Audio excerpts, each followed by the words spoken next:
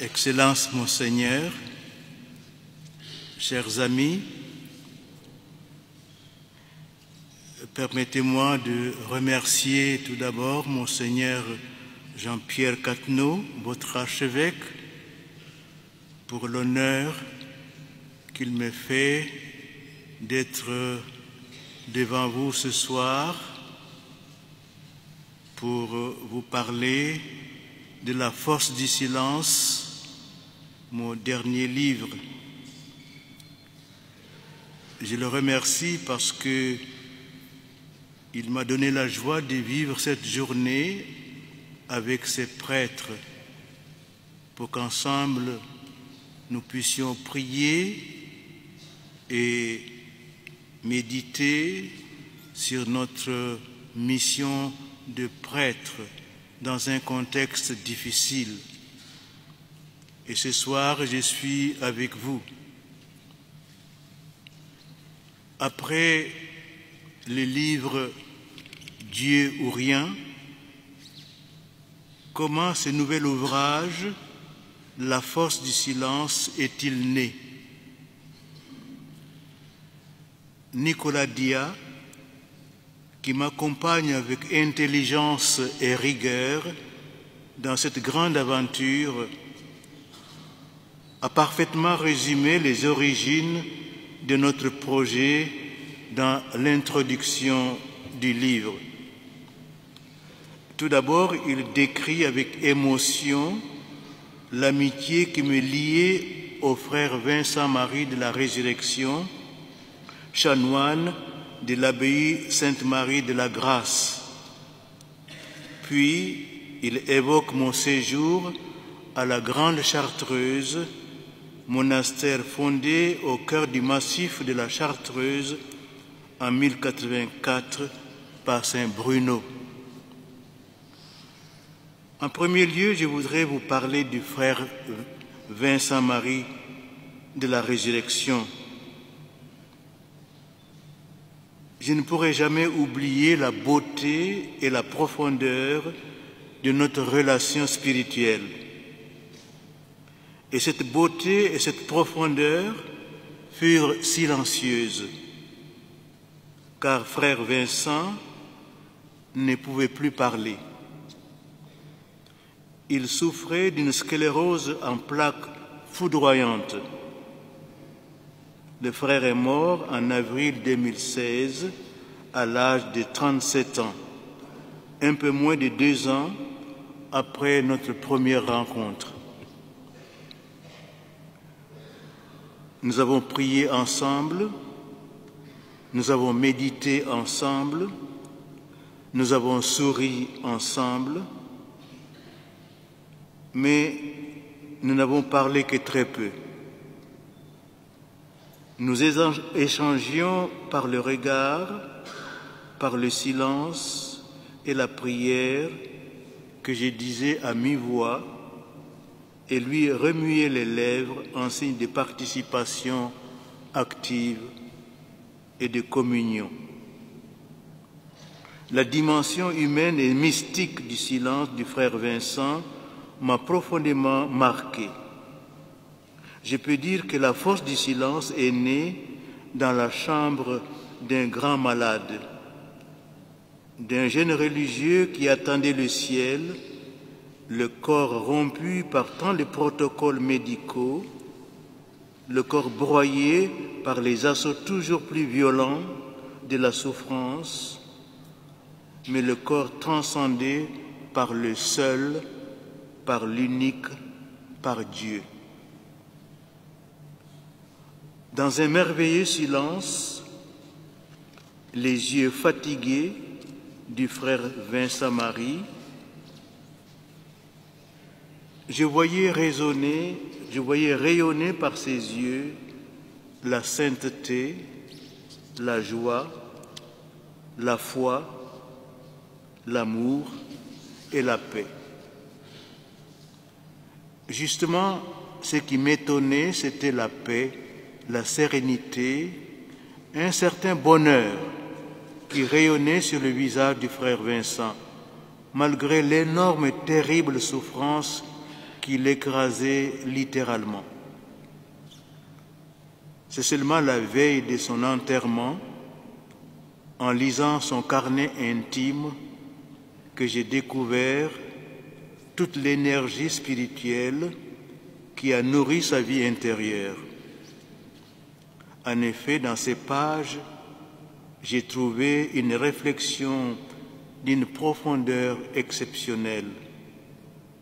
Voici ce qu'il écrivait dans son carnet intime. Je crois que la souffrance a été accordée par Dieu à l'homme dans une grande pensée d'amour et de miséricorde. Je crois que la souffrance est pour l'âme la grande ouvrière de rédemption et de sanctification. À entendre frère Vincent, j'avais l'impression de lire Sainte Thérèse de l'Enfant Jésus, qui écrivait elle aussi « J'ai trouvé le bonheur et la joie sur la terre, mais uniquement dans la souffrance, car j'ai beaucoup souffert ici-bas. » Pour parvenir à assumer la souffrance et y trouver la joie, la paix et la sérénité, frère Vincent nous livre son secret. Ce secret, je l'ai découvert dans son carnet intime. Chaque jour, disait-il, je m'enferme dans un triple château. Le premier est le cœur très pur de Marie, contre toutes les attaques de l'esprit malin. Le deuxième est le cœur de Jésus, contre toutes les attaques de la chair. Le troisième est le Saint-Sépulcre, où je me cache près de Jésus contre le monde. Il n'y a aucun doute. Le langage de la souffrance et du silence est en contradiction avec celui du monde. L'abbaye de la Grâce fut donc le premier phare de la force du silence, et il y eut ensuite la grande Chartreuse. Oui, je remercie Dieu de m'avoir accordé la grâce exceptionnelle d'aller au monastère de la grande Chartreuse et d'avoir eu le privilège rare de pénétrer au-delà de la clôture en franchissant les hauts murs qui la ceinturent depuis des siècles. Comment ne pas exprimer toute ma gratitude au révérend Père général de l'ordre contemplatif de Saint-Bruno, ou plus simplement l'ordre des Chartreux. Comment ne pas remercier Don Dismas de Lassus pour son accueil si chaleureux. Je voudrais aussi lui demander humblement pardon pour mon intrusion et toute la gêne que j'ai pu provoquer durant mon séjour chez lui. La grande Chartreuse est vraiment la maison de Dieu. De fait, elle nous hisse vers le Très-Haut et nous dépose face à lui. En ces lieux bénis, tout nous est offert pour rencontrer Dieu. La beauté de la nature, l'austérité des lieux, le silence, la solitude, la liturgie. Même si j'ai l'habitude de prier la nuit, car la nuit est faite pour pleurer et pour prier, disent les pères de l'Église, l'office nocturne de la grande Chartreuse m'a profondément impressionné. Une prière sans lumière, si ce n'est celle du tabernacle. L'obscurité était pure, le silence portait une présence, celle de Dieu. La nuit nous cachait toute réalité extérieure. Elle nous isolait les uns par rapport aux autres, mais elle nous unissait et unissait nos voix et notre louange. Elle orientait nos cœurs, nos regards et notre pensée pour ne fixer notre attention sur rien d'autre que sur Dieu. La nuit est maternelle, délicieuse et purificatrice. L'obscurité est comme une fontaine d'où nous sortons lavés, pacifiés et plus intimement unis au Christ et aux autres. Passer une bonne partie de la nuit à prier est régénérateur. Cela nous fait renaître. Ici, Dieu devient vraiment notre vie, notre force, notre bonheur, notre tout. J'ai toujours éprouvé un grand sentiment d'admiration à l'égard de Saint Bruno, lui qui a, comme Élie, conduit tant d'âmes à cette montagne de Dieu pour écouter et voir la voix d'un silence subtil et se laisser interpeller par cette voix qui nous dit « Que fais-tu là, Élie ?» Or, la toute première présentation de la force du silence au Centre Saint-Louis des Français à Rome a eu lieu un 6 octobre, c'est-à-dire le jour de la fête liturgique de Saint Bruno, lui qui cherchait Dieu dans le silence et l'austérité de la solitude et qui a écrit « Y a-t-il un autre bien que Dieu seul? Aussi l'âme sainte qui a quelques sentiments de bien, de ses biens, de son incomparable éclat, de sa splendeur et de sa beauté, brûle du céleste amour et s'écrie « J'ai soif du Dieu fort et vivant, quand irai-je voir la face de Dieu ?»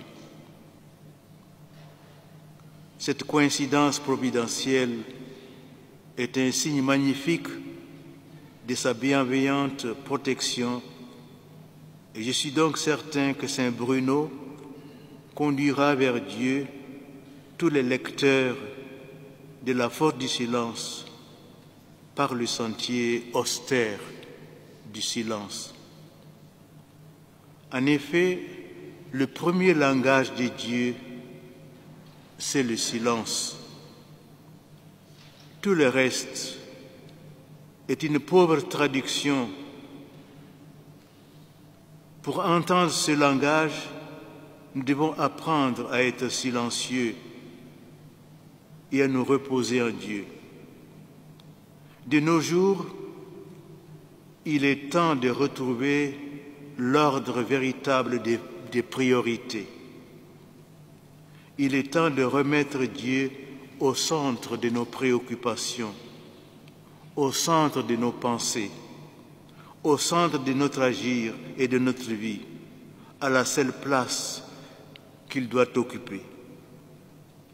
Ainsi, notre vie chrétienne pourra graviter autour de ce roc, se structurer dans la lumière de la foi et se nourrir dans la prière qui est un moment de rencontre silencieuse, personnelle et intime où l'homme se tient en face de Dieu pour l'adorer et lui exprimer son amour filial.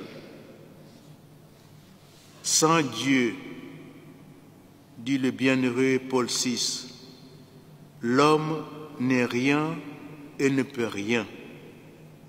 Avec Dieu, par contre, tout devient possible.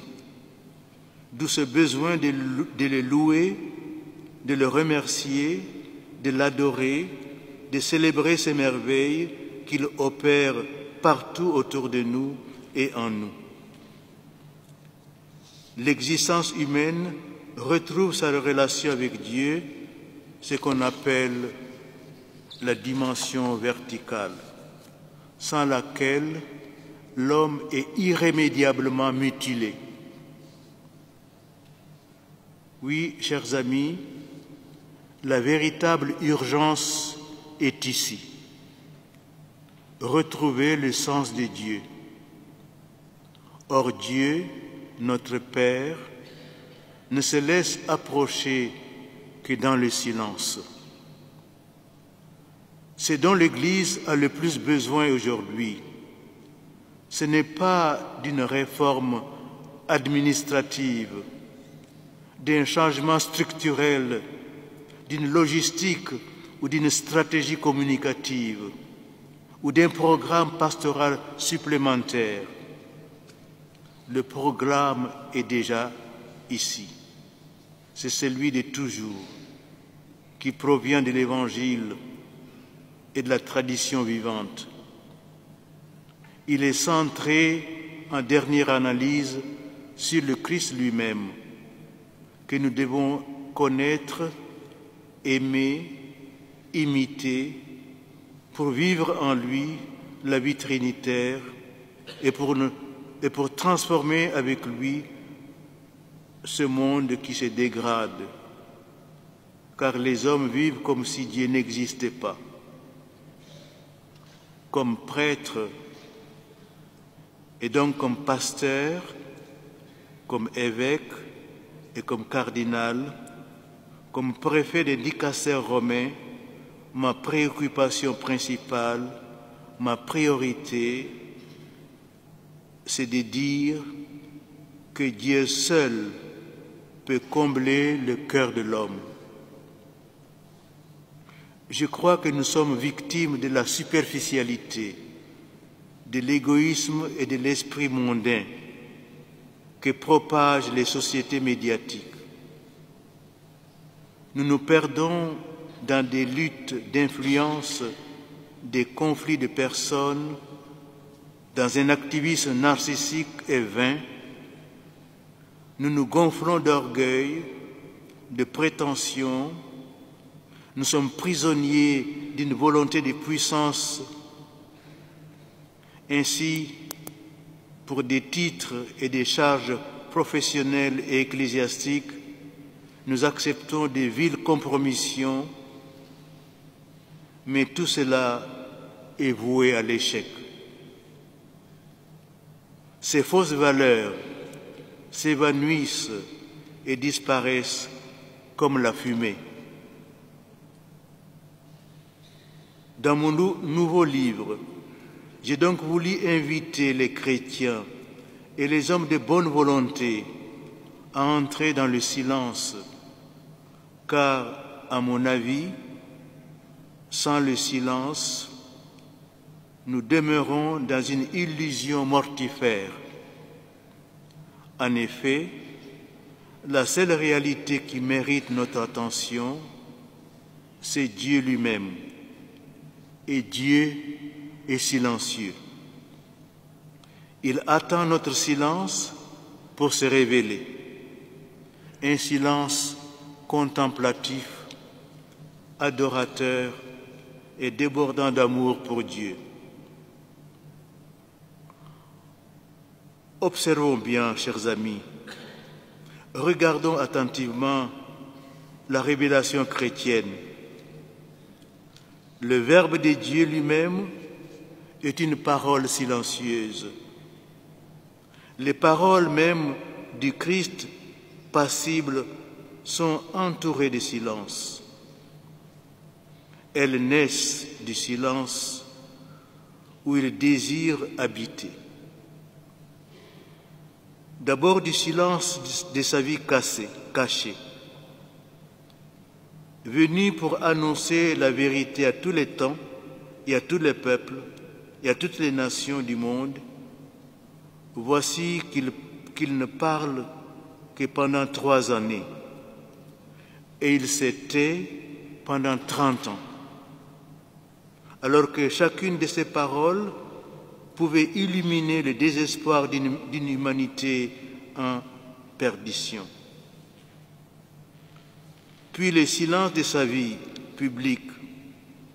Après le baptême, il se retire dans le désert, la solitude, le silence et la pénitence pendant 40 jours et 40 nuits. Il aimait se retirer seul sur les hauteurs pour prier dans le silence. Or, il advint en ce jour-là qu'il s'en alla dans la montagne pour prier. Et il passa toute la nuit pour prier Dieu. Lorsqu'il fit jour, il appela ses disciples et il en choisit 12 qu'il nomma apôtres. Lors de la première multiplication des pains, quand il eut renvoyé les foules, il gravit la montagne à l'écart pour prier. Le soir venu, il était là, seul. À l'agonie, au jardin des Oliviers, il s'éloigna des apôtres d'environ un jet de pierre et fléchissant le genou, il priait en disant : « Père, si tu veux, éloigne de moi ce calice. Cependant, que ce ne soit pas ma volonté, mais la tienne qui se fasse. »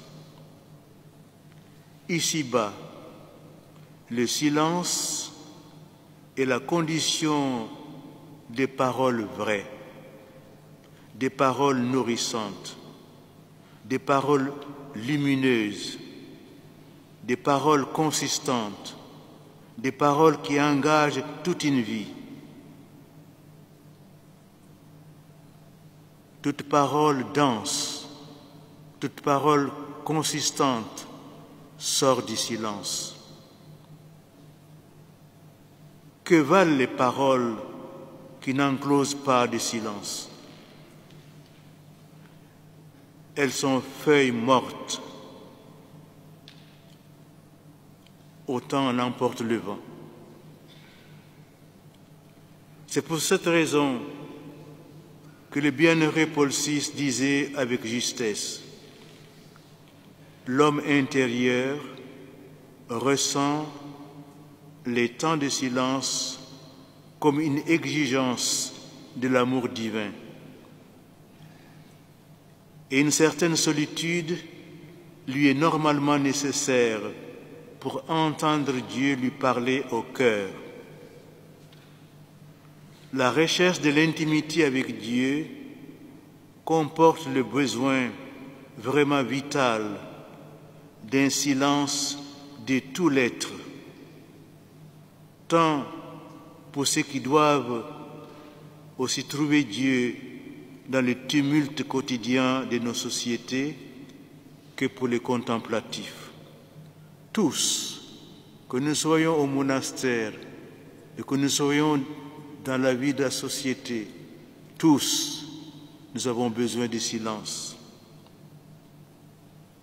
La foi, l'espérance, un amour de Dieu disponible au don de l'Esprit, de même qu'un amour fraternel attentif au mystère des autres, entraînent comme exigence un besoin de silence.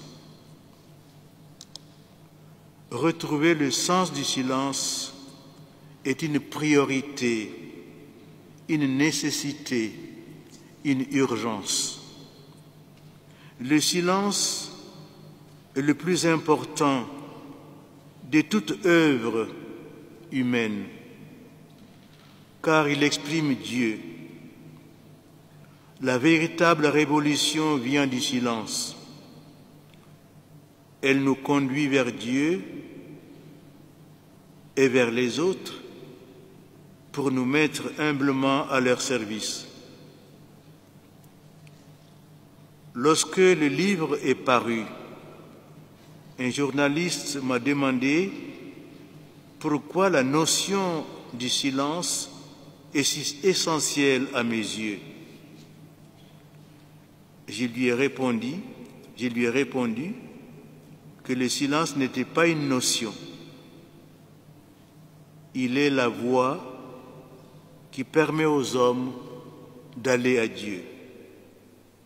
Ainsi Dieu est silence, et ce silence divin habite l'homme.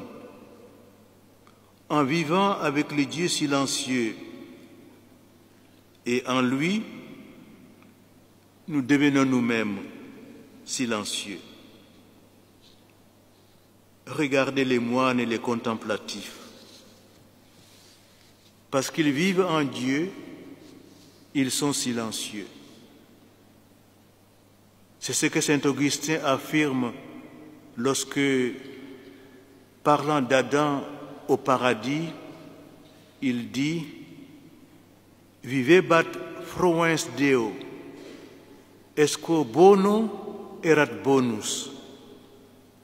Il vivait dans la joie de Dieu et par la force de ses biens, il était lui-même bon.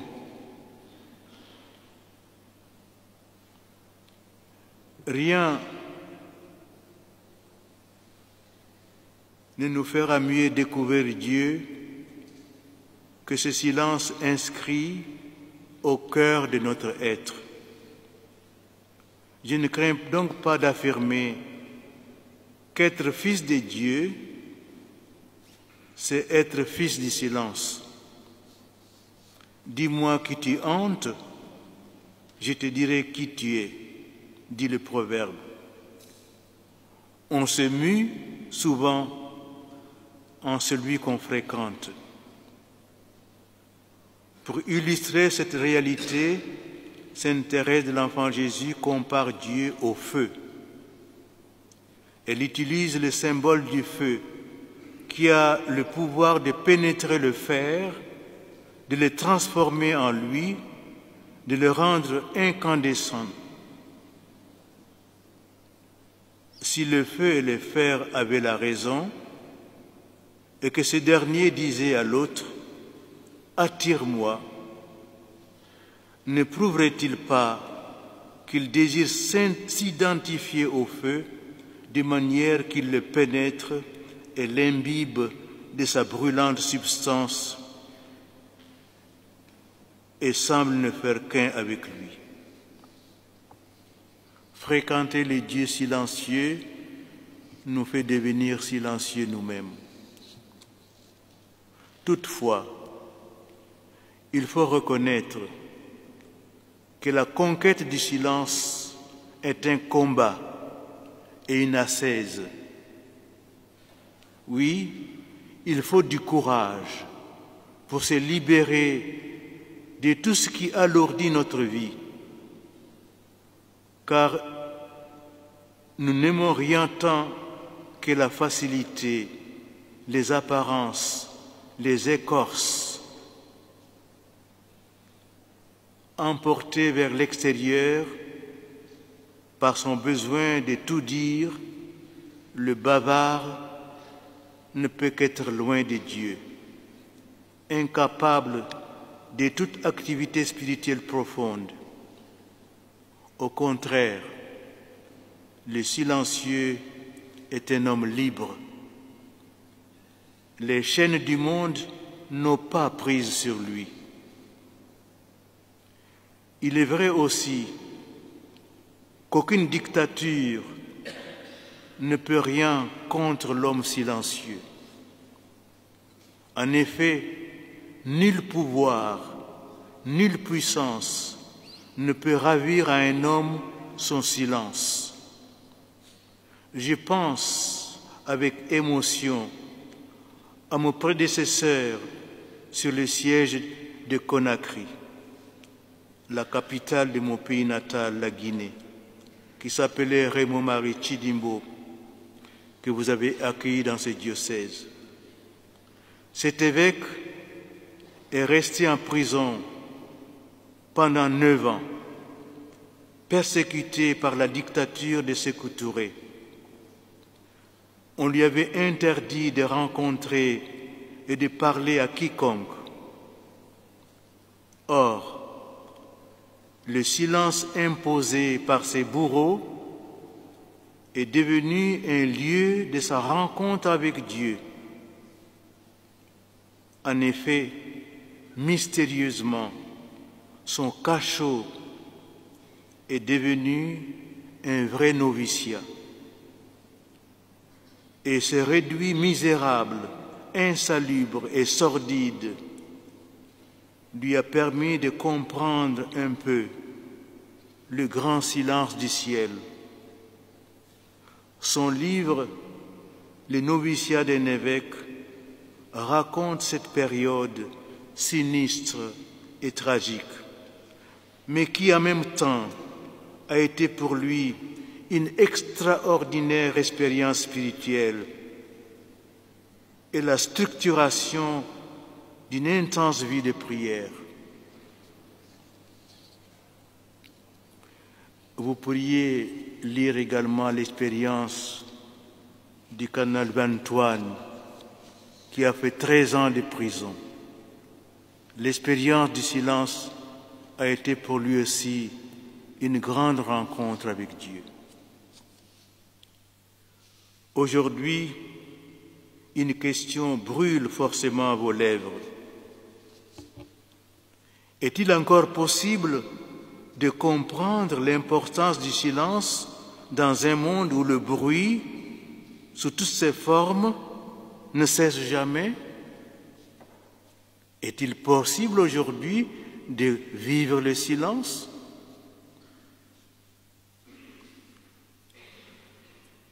Dieu est silence. Et le diable, lui, il est bruyant. Depuis toujours, Satan cherche à masquer ses mensonges sous une agitation trompeuse et sonore. Le chrétien est dans le monde, mais il est nécessaire, il est vital qu'en même temps, il ne soit pas du monde.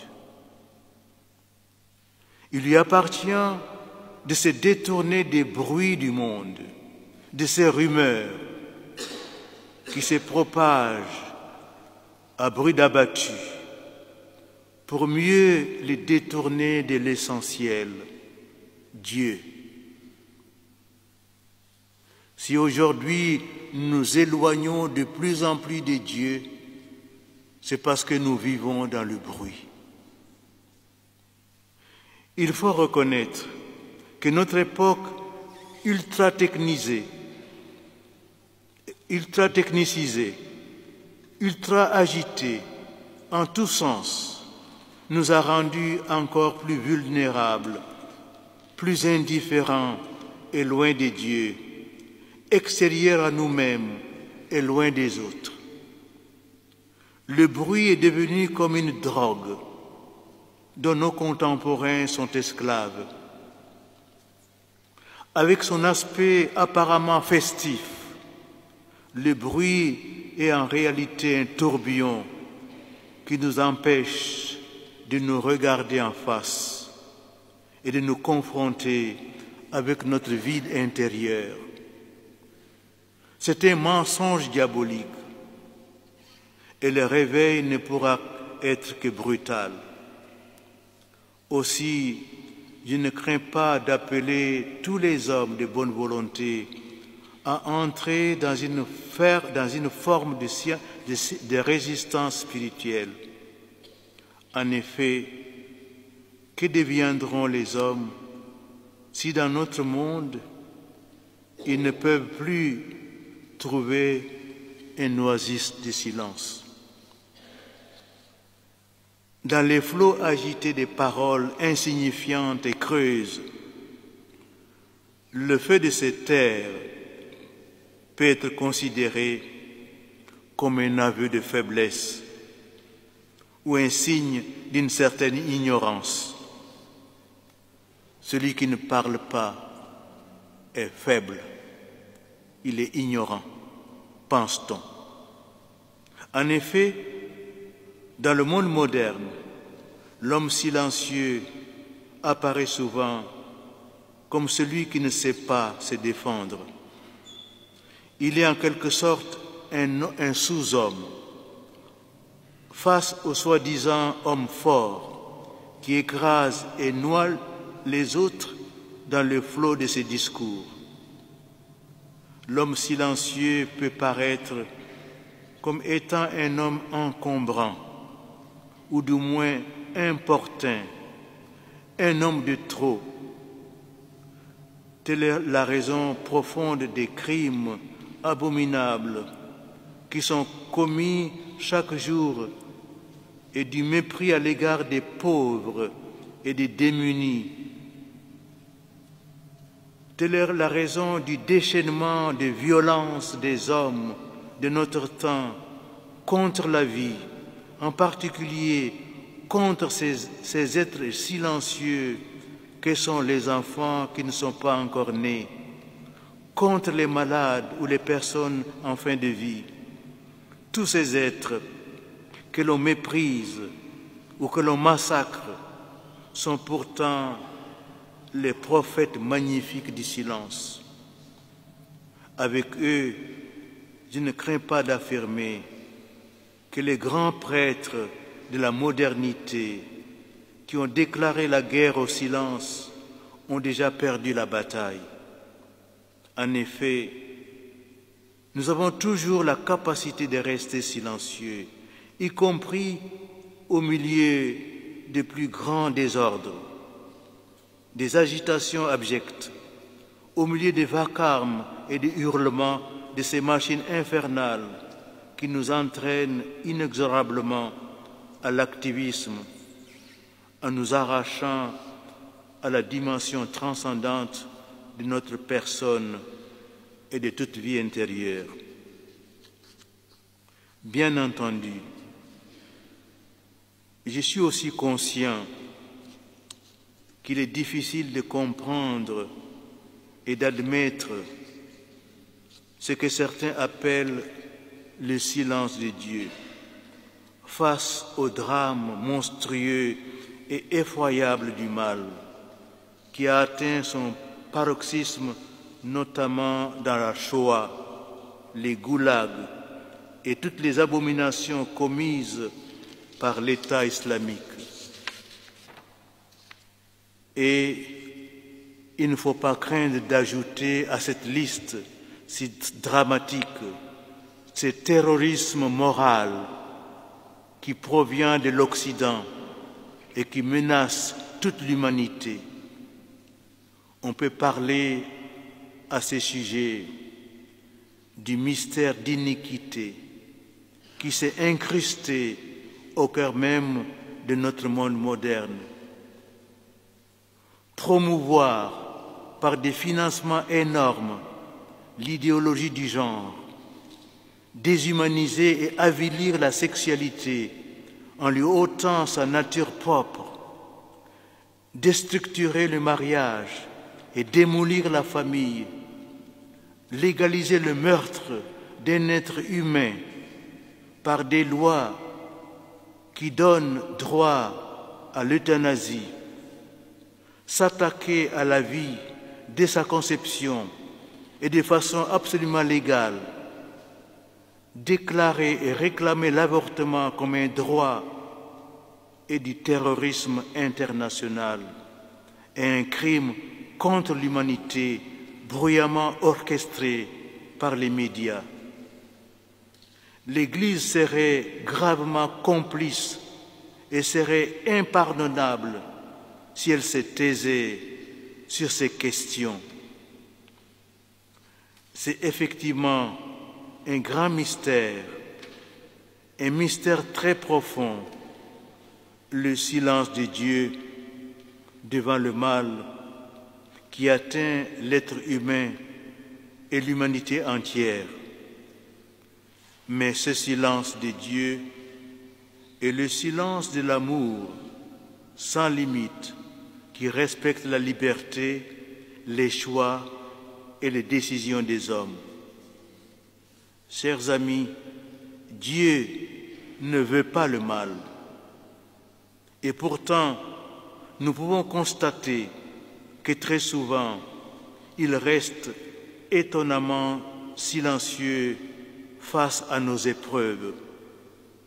Or, je ne crains pas d'affirmer que la souffrance, loin de mettre en cause la toute-puissance de Dieu, au contraire, nous la révèle. Ainsi, j'entends encore la voix de cet enfant syrien âgé de 7 ans seulement, qui posait cette question douloureuse et effroyable tout en sanglotant. Pourquoi Dieu n'a-t-il pas empêché que papa soit tué par des méchants et des criminels? En effet, cet enfant avait vu son père égorgé.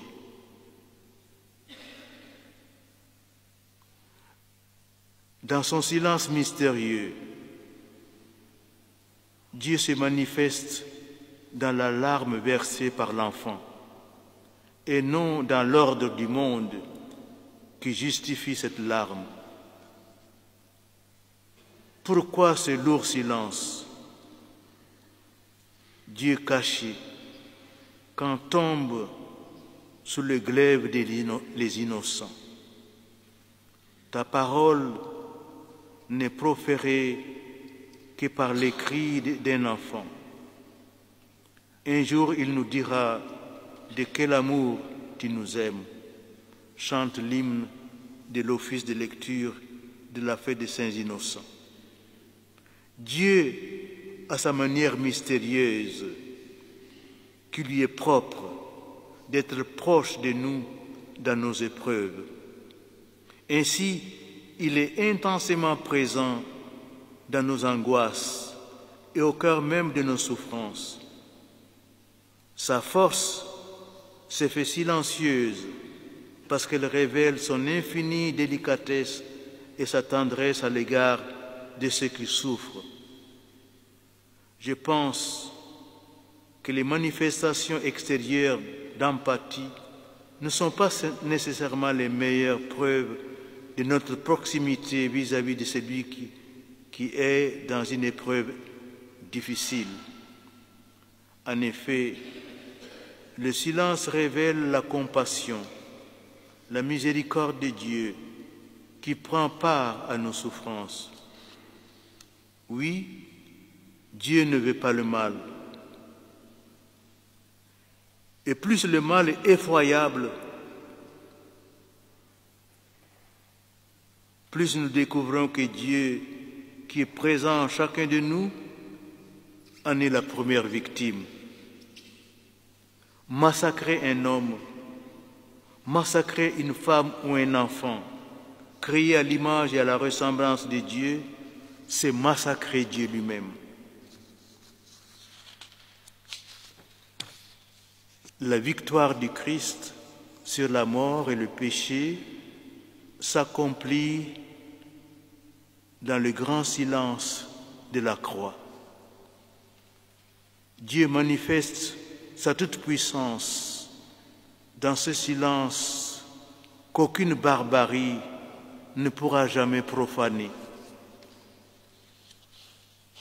Lorsque je me suis rendu dans des pays qui étaient secoués par des crises très violentes et des épreuves particulièrement tragiques, comme en Syrie, en Libye, à Haïti, dans les Philippines, après les dévastations du typhon Yolanda, et aussi au Japon, du fait de la violence inouïe du séisme de 2011, j'ai constaté que la prière silencieuse est le dernier trésor de ceux qui n'ont plus rien et le rempart de ceux qui subissent la torture, le mal et la souffrance. Le silence est en quelque sorte le dernier camp retranché où nul ne peut entrer. l'unique chambre où l'on peut encore demeurer dans la paix, le seul lieu où la souffrance abaisse ses armes, au moins pour un instant. Ainsi, dans la souffrance, n'hésitons pas à nous réfugier dans la forteresse de la prière. C'est alors que, devant nos yeux stupéfaits, la puissance des bourreaux perd toute sa consistance. Même si les criminels peuvent nous détruire, peuvent détruire tout avec rage et frénésie, il leur est impossible d'entrer par infraction dans le silence, c'est-à-dire dans le cœur, dans la conscience d'un homme qui prie et se réfugie auprès de Dieu, et même, je n'hésite pas à le dire, qui s'est blotti en Dieu. Les battements d'un cœur silencieux, l'espérance, la foi et la confiance en Dieu sont indestructibles. Même si, à l'extérieur, le monde est semblable à un champ de ruines, à l'intérieur de notre âme, dans le plus grand silence, Dieu continue à veiller. La guerre et ses cortèges d'horreur n'auront jamais raison de Dieu, qui est présent en nous. Devant le mal et le silence de Dieu, il faut toujours prier et crier silencieusement en disant avec foi et amour à Jésus, notre Seigneur et notre Dieu: je t'ai cherché, Jésus. Je t'ai entendu pleurer de joie à la naissance d'un enfant. Je t'ai vu chercher la liberté à travers les barreaux d'une prison. Je suis passé près de toi quand tu quémandais un morceau de pain. Je t'ai entendu hurler de douleur quand tes enfants étaient terrassés par les bombes. Je t'ai découvert dans les salles d'un hôpital, soumis à des thérapies sans amour. Maintenant, je t'ai trouvé. Je ne veux plus te perdre. Je t'en prie, apprends-moi à t'aimer. Maintenant, j'aimerais vous parler de la place que doit avoir le silence dans notre liturgie. Il s'agit d'une préoccupation majeure et même centrale qui est présente dans mon ouvrage « La force du silence ». Le Concile Vatican II souligne que le silence est un moyen privilégié pour favoriser la participation du peuple de Dieu à la liturgie. La sollicitude pastorale des pères conciliaires visait à expliquer et à manifester ce qu'est la véritable participation liturgique, c'est-à-dire l'accès au mystère de Dieu. Participer à la liturgie, ce n'est pas se distribuer les rôles dans la liturgie, mais c'est avoir accès au mystère de Dieu. Or, sous prétexte de pouvoir s'approcher plus facilement de Dieu, certains ont voulu que dans la liturgie, tout soit immédiatement intelligible, rationnel, horizontal, convivial, fraternel et humain. Mais en agissant ainsi, on court le risque de réduire le mystère sacré à de bons sentiments. Ainsi, sous prétexte de pédagogie, certains prêtres s'autorisent d'interminables commentaires insignifiants et horizontaux. Ces pasteurs ont-ils peur que le silence devant le Très-Haut déroute les fidèles? Croit-il que l'Esprit Saint est incapable d'ouvrir les cœurs au mystère divin en y répandant la lumière de la grâce sanctifiante? Pense-t-il suppléer à la présence, à leurs yeux, trop discrète et inefficace de l'Esprit Saint? Le pape Saint Jean-Paul II nous met en garde. L'homme entre en contact avec la divine présence, surtout en se laissant éduquer à un silence d'adoration. Car au sommet de la connaissance et de l'expérience de Dieu, il y a sa transcendance absolue. Dans la liturgie, le silence sacré est le plus précieux des dons faits aux fidèles. Et les clercs ne doivent pas les priver de ces trésors. Le silence est l'étoffe dans laquelle nos liturgies devraient être taillées pour en faire des vêtements rutilants de la prière précieuse de l'Église. Il faudrait que rien ne vienne rompre l'atmosphère silencieuse qui doit normalement imprégner nos célébrations. Toutefois, pour que la liturgie soit vivifiée par le silence sacré, il ne suffit pas de décréter des moments de silence. En effet, le silence est avant toute chose une attitude de l'âme. Il n'est donc pas une pause entre deux rites. Il est lui-même pleinement un rite. Le silence est un rite. On constate que dans les rites orientaux, contrairement au rite latin, il n'est pas prévu de silence pendant la célébration de la divine liturgie. Il reste qu'il existe aussi et intensément dans ces rites vénérables la dimension apophatique de la prière devant Dieu, lui qui est ineffable, incompréhensible, insaisissable. La divine liturgie constitue en quelque sorte une plongée dans le mystère de Dieu. Apprenons à être silencieux pour entrer dans le mystère de Dieu.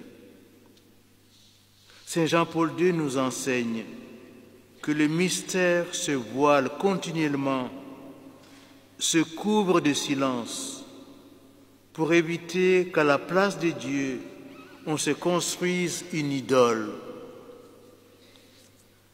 J'affirme que de nos jours, le risque est grand pour les chrétiens de sombrer plus ou moins dans l'idolâtrie. En effet, prisonniers de si nombreux discours humains et bruyants, nous avons tendance à élaborer un culte à notre dimension qui s'adresse à un Dieu fait à notre image. Comme le faisait remarquer le cardinal Gottfried Daniels, la liturgie occidentale, telle qu'elle est pratiquée, a pour principal défaut d'être trop bavarde. En Afrique, l'abbé Faustin Yambire, un prêtre rwandais, disait lui aussi, la superficialité n'épargne pas nos liturgies, où les séances prétendument religieuses, d'où on en sort essoufflé, transpirant, plus que reposée. Nos liturgies africaines sont souvent bruyantes, dynamiques, sans un seul moment de recueillement. La liturgie est quelquefois bien malade. Les célébrations deviennent parfois bruyantes, ennuyeuses et fatigantes. On peut dire que la liturgie est malade et le symptôme le plus frappant de cette maladie est l'omniprésence du micro. Il est devenu si indispensable qu'on se demande comment on a pu célébrer les saints mystères avant sa création. Le bruit qui provient du dehors et nos propres tumultes intérieurs nous rendent étrangers à nous-mêmes. Soumis au bruit, l'homme ne peut que sombrer progressivement dans la banalité. Je voudrais vous épargner sur des questions plus délicates et je ne voudrais pas susciter des discussions interminables sur l'orientation. Vous savez qu'il est important de savoir prier orienté, c'est-à-dire lui tourner vers Dieu.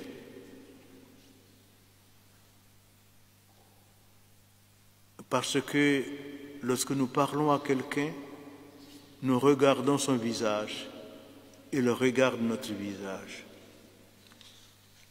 Mais je voudrais éviter cette discussion et vous permettre également de poser des questions, aller vers la fin de cette présentation de la force du silence.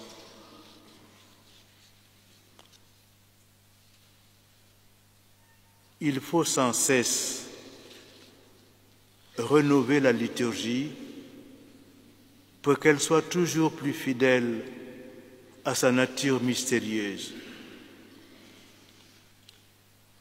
Ce que l'on appelle la réforme de la réforme et que nous devrions peut-être appeler l'enrichissement mutuel des rites, pour reprendre une expression du magistère du pape Benoît XVI, est une nécessité spirituelle. Elle concerne donc les deux formes de l'unique rite romain que Benoît XVI a par son motu proprio, permis que dans l'Église catholique nous puissions pratiquer. Cette question aussi, je voudrais tout simplement dire qu'aujourd'hui, il serait bon que nous refusions toute bataille, toute polémique au niveau de la liturgie lorsque nous abordons la question de la forme extraordinaire ou ordinaire. La liturgie eucharistique devait être surtout le lieu de la communion et non de la bataille. Malheureusement, nous constatons que très souvent, la liturgie eucharistique est devenue champ de bataille, au lieu qu'elle devienne le champ de la communion. En conclusion, je voudrais faire miennes ces paroles à la fois si sages et si percutantes de Romano Guardini dans son ouvrage « Le Dieu vivant ». Romano Guardini disait « Les grandes choses s'accomplissent dans le silence, non pas dans le bruit et la mise en scène des événements extérieurs, mais dans la clarté du regard intérieur, dans le mouvement discret de la décision, dans des sacrifices et des victoires cachées. Quand l'amour touche le cœur, que l'action sollicite l'esprit libre, les puissances silencieuses sont les puissances vraiment fortes. Nous voulons appliquer notre attention à l'événement le plus caché, le plus silencieux, dont les sources secrètes sont perdues en Dieu inaccessible au regard humain. Oui, les choses vraies, les paroles denses sortent du silence. Merci. Je demande à son éminence de nous donner des orientations pour que le silence sacré de la liturgie ne soit pas un silence imposé, un silence rituel, que ça soit un silence à la fois intérieur et extérieur. Évidemment, les silences dans la liturgie, certes, il est recommandé dans le rite. Si vous lisez les prénotanda, le silence est rite, donc quelque chose à vivre concrètement, comme une imposition si vous voulez. Mais le vrai silence doit être quelque chose de spontané, de voulu, de recherché. Parce que je cherche Dieu et Dieu se couvre de silence. J'entre dans le silence de Dieu en entrant dans la liturgie. Donc rien n'est imposé, si vous voulez, dans la liturgie, même si c'est inscrit. Mais évidemment, lorsque je vis la liturgie, je viens avec tout l'amour que j'ai pour Dieu, toute la volonté de le trouver, de le chercher, de l'aimer. Donc il n'y a rien d'imposé, mais il est comme fait partie intégrante de la liturgie. D'une certaine manière, il y a une imposition parce que je ne dois pas gêner les autres pendant la messe ou pendant la prière. Je dois respecter le silence des autres. En ce sens, je m'impose aussi le silence pour respecter le silence des autres. Mais d'une manière profonde, le silence me fait entrer dans le silence de Dieu. Le silence me permet de pénétrer dans les mystères que je célèbre. Et en pénétrant dans ce silence, je me sens vraiment en profonde communion avec Dieu. Je deviens silencieux comme lui. Je disais tout à l'heure en citant le proverbe, « Dis-moi qui tu hantes et je te dirai qui tu es ». Lorsqu'on est devant Dieu, il est tellement extraordinaire. On est silencieux, on n'a pas de parole. C'est ça que je voulais dire. On n'impose pas, mais nous entrons dans le silence et le silence nous rend silencieux. Naturellement, il y a également une dimension qui nous demande de respecter le silence des autres. Le silence des autres qui doivent aussi chercher Dieu. En ce sens-là, il y a une imposition d'une certaine manière, mais une imposition volontaire. Éminence, j'ai lu votre livre, La force du silence, et je suis pratiquement entièrement convaincu. Cependant, le pape François nous demande d'être des disciples missionnaires. Ma question est, le silence est-il missionnaire ? Jean-Paul II a dit, le vrai missionnaire, c'est le contemplatif. Or, le contemplatif, c'est essentiellement quelqu'un de silencieux. La mission, ce n'est pas bavarder, ce n'est pas parler. La mission, c'est témoigner, c'est porter dans son corps la présence de Dieu. Regardez, la plus belle encyclique que nous a laissé le pape Jean-Paul II,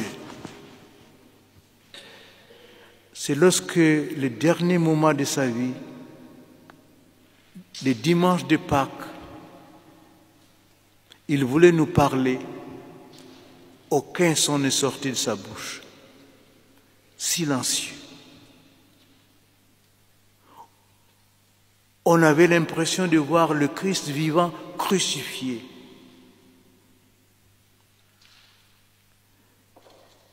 La mission, ce n'est pas parler. La mission, c'est témoigner. C'est porter l'Évangile dans notre corps.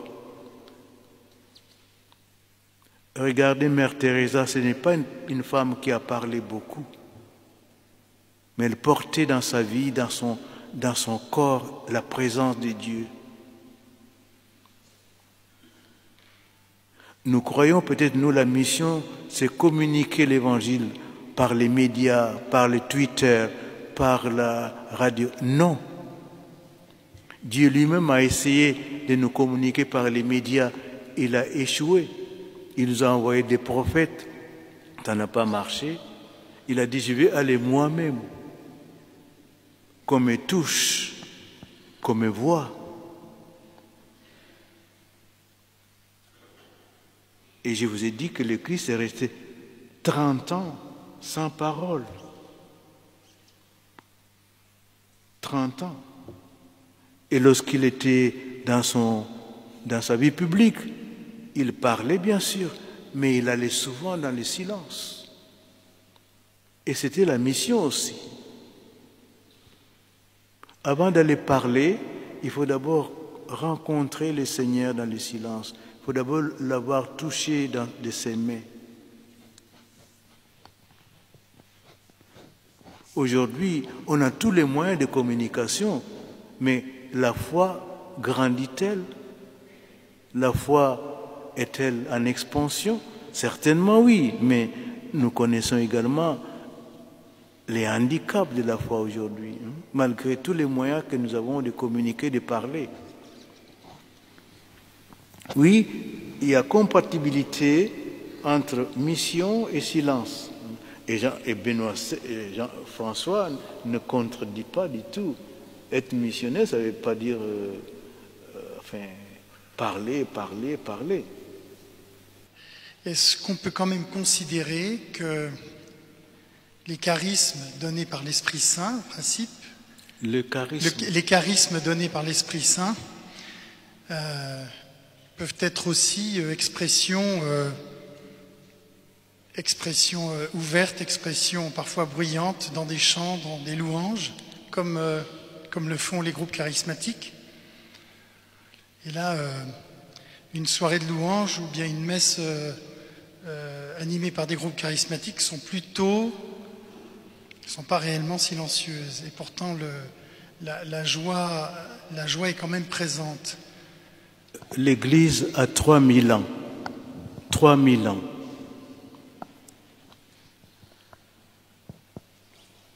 Je ne suis pas historien, mais ces types de communautés bruyantes,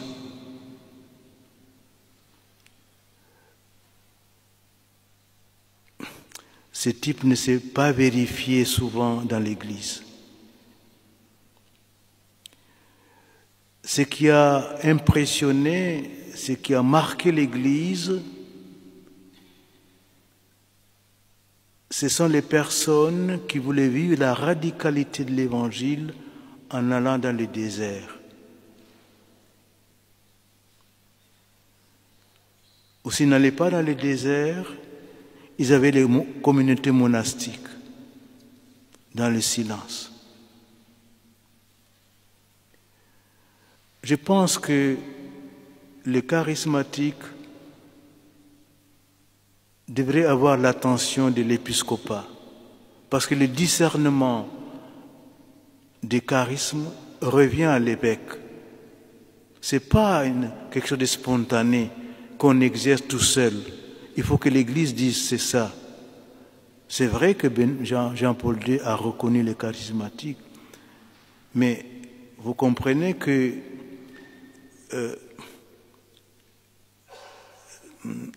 il est important que les charismatiques aussi vérifient l'authenticité de leurs manifestations charismatiques et qu'ils se fassent vérifier par quelqu'un, par une autorité.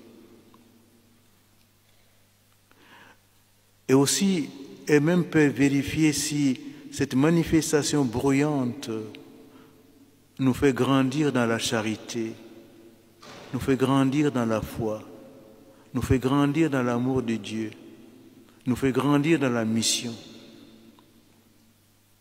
Je n'ai pas la capacité de juger.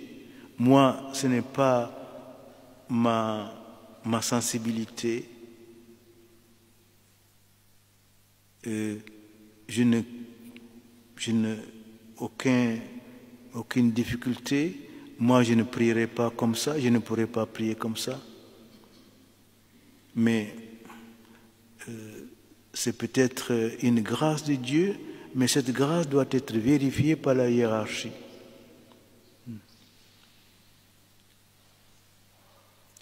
De toute façon, quelqu'un me disait que Dieu a horreur du bruit. Et c'est vrai.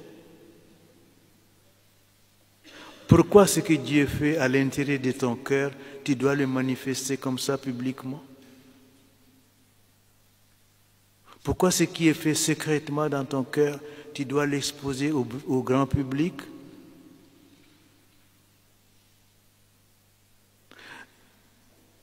Tout simplement, vis ta vie chrétienne simplement, on verra que l'Esprit Saint est en toi. Mais je ne critique pas, je ne suis pas contre les charismatiques, mais regardons l'histoire de l'Église, comment l'Église a prié. Je voulais juste vous dire d'où la nécessité de l'oraison quotidienne. Peut-être que les chrétiens ont besoin de redécouvrir le trésor de l'oraison. Qu'en pensez-vous? Tout à l'heure, j'étais avec les prêtres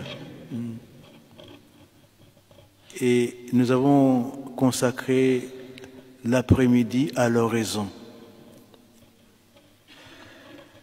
Et je leur disais qu'il n'y a pas de progrès dans la vertu sans oraison. Il n'y a pas de sainteté sans oraison. Et je pense que c'est très important de nous réhabituer à regarder la vie de Jésus. L'oraison, c'est quoi ça? C'est regarder la vie de Jésus et nous assimiler à cette vie. Méditer sur la vie de Jésus, sur son action et nous rendre contemporains à Jésus. Quand Jésus fait un miracle, je suis présent. Et qu'est-ce que ce miracle fait pour moi? Qu'est-ce que ça suscite en moi? Est-ce que ça agrandit ma foi? Comment je dois vivre ma foi? L'oraison est essentielle. C'est-à-dire la contemplation de la vie de Jésus pour que cette vie vienne imprégner ma propre vie. Ce n'est pas uniquement une réflexion intellectuelle, non, mais c'est comment me configurer au Christ en regardant sa vie.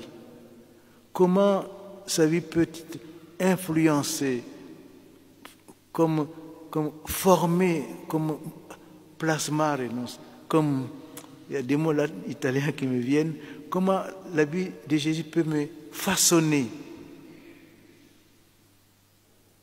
Et il est important de prendre du temps. Normalement, certaines sociétés font une demi-heure le matin et une demi-heure l'après-midi d'oraison. Mère Teresa, j'ai raconté cette histoire au prêtre. Mère Teresa faisait l'oraison devant le Saint-Sacrement des longues heures. Et je raconte cela dans la force du silence. Un jeune prêtre est venu lui demander, Mère Teresa, je viens d'être ordonné prêtre, je viens te demander de prier pour moi. C'était dans les années 60, voyez-vous, 68, où il y avait de grandes crises.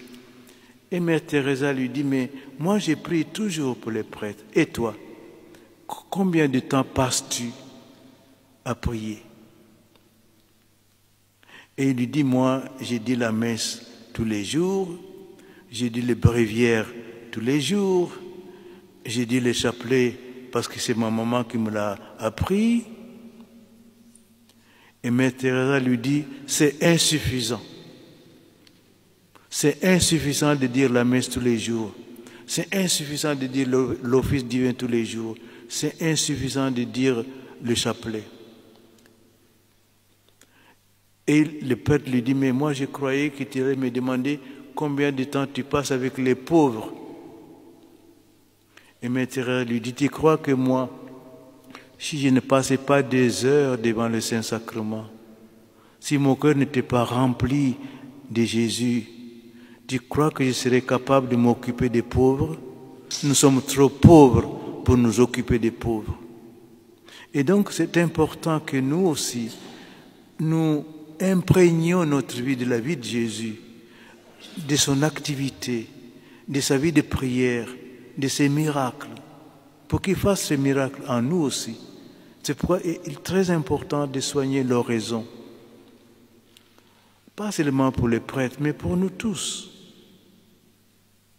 Vous dites que Mère Teresa avait passé beaucoup de temps à prier et qu'elle a dit qu'elle ne pourrait pas s'occuper des pauvres si elle n'avait pas de nombreuses heures d'oraison. Et selon vous, alors, d'où vient la force de ceux qui s'occupent des pauvres? Il y en a beaucoup dans beaucoup d'associations et qui ne croient en rien et qui ne passent donc aucune heure en oraison. Et on en connaît tous, des gens qui sont athées et qui ont un amour de l'autre, une écoute et un respect des autres et qui ne croient en rien. Donc ces gens-là, en fait, sont des croyants sans le savoir.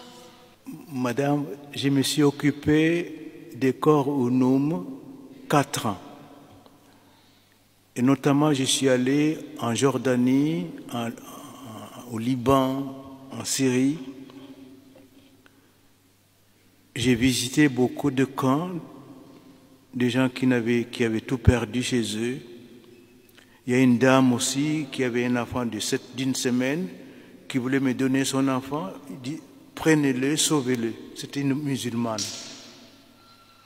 Je peux vous garantir, madame, que ces personnes qui étaient dans le camp préféraient avoir affaire à la Caritas catholique qu'aux organisations internationales qui avaient beaucoup d'argent. Parce que Mère Teresa s'occupait des pauvres, mais il n'avait pas l'énergie toute seule. Bien sûr, je ne dis pas que ceux qui croient à rien ne s'occupent pas bien des pauvres, mais je peux vous dire que les pauvres que j'ai vus préféraient avoir affaire à des Caritas catholiques. J'ai vu des réfugiés également en Guinée. Tous les Sierra-Léonais, Libériens qui avaient la guerre, ils étaient 800 000. J'ai vu des organisations du HCR, mais la Caritas diocésaine avait plus d'impact parce qu'il y avait le cœur qui donnait. Encore une fois, je ne dis pas que ceux qui ne croient à rien ne donnent pas avec le cœur, mais ils sont payés grassement, madame, grassement. Ils ne font pas ça gratuitement. Peut-être certains, mais ceux ils ont d'abord une indemnité pour le déplacement, ils sont dans des lieux dangereux, donc une autre indemnité. ils ne passent pas la nuit dans les camps, ils sont dans des hôtels. Mais je ne critique pas, je ne fais que constater les faits. Ce que je veux dire, que la manière de Mère Teresa de s'occuper des pauvres n'était pas la même façon que ceux qui ne croient à rien. Elle tirait son énergie dans l'adoration. Et la source qui lui donnait cette capacité, c'était Jésus. Et peut-être ils ont une autre source. Moi, je ne suis pas capable de juger cela. Mais nous, comme catholiques, nous ne pouvons pas nous occuper des pauvres en tirant cette énergie de Dieu. C'est tout ce que je voulais dire. Mais encore, je ne dis pas que ceux qui ne croient à rien ne s'occupent pas des pauvres. Mais les faits sont là pour moi, ce que j'ai vu, soit au Moyen-Orient, soit en Afrique. Regardez, cette musulmane qui me donne un enfant, il ne donnerait pas un argent de nu. Ils n'ont pas fait. Donc je ne peux pas répondre avec exactitude sur votre préoccupation, mais nous chrétiens ou nous religieux comme Mère Teresa, nous n'avons pas d'autre énergie pour nous occuper des pauvres que l'énergie qui nous vient de Dieu. C'est tout ce que je voulais dire en citant Mère Teresa. Que Dieu Tout-Puissant vous bénisse, le Père, le Fils et le Saint-Esprit.